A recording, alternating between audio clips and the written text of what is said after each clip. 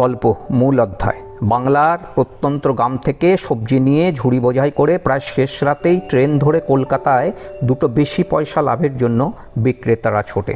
বিক্রেতাদের মধ্যে পুরুষ আর নারী উভয়ই আছে। শুধু সবজি কেন, মাছ আর দুধও আসে। শুধু ভ্যান্ডারদের নির্দিষ্ট বগিতে ওঠা নয়, সব বগিতেই একই দশা। কিছুজন ওদের মধ্যেই তাস খেলার আসর বসায়, আবার কেউ বা শেষ রাতের ঘুমে মজে থাকে। বেলা বাড়ার সঙ্গে সঙ্গেই অফিস যাত্রীদের দখলেই চলে যায় ট্রেনগুলো।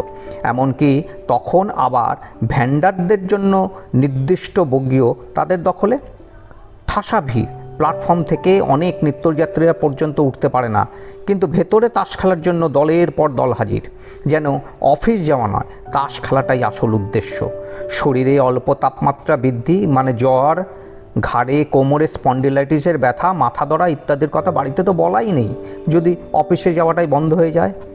এর মধ্যে ট্রেনে মাঝে মধ্যেই মাইক্রোফোন আর বক্স নিয়ে গায়ক আর তার সঙ্গী নিয়ে দুটো পয়সার জন্য উঠে পড়ে। এরকমই এক সকালে গান চলার সময়ই সুমন ওর হাত থেকে মাইক্রোফোনটা প্রায় কেড়ে নিয়ে গান করা শুরু করে দিল। একটার পর একটা মন পছন্দ গান গেয়েই চলেছে। তাস খেলা থেমে যাচ্ছে বা ভুলভাল কল দিয়ে ফেলছে জাত খেলোয়াড়রা। মাঝে ঘোষণা করলো আসল গায়কের হাতে কিছু পয়সা দিয়ে ওদের সাহায্য করতে। পরিবেশ যেন পাল্টে গেল। বিভিন্ন গানের অনুরোধ আসতে লাগলো, কিন্তু সুমন কিশোর কুমারের গান ছাড়া গাইবেই না। শিয়ালদহ ঢোকার আগে শেষ গান গাইল, ও হানসিনি ও হানসিনি। আসল গায়ককে পরের দিনও আসতে বলল। সবাই চেঁচিয়ে সমর্থন করলো।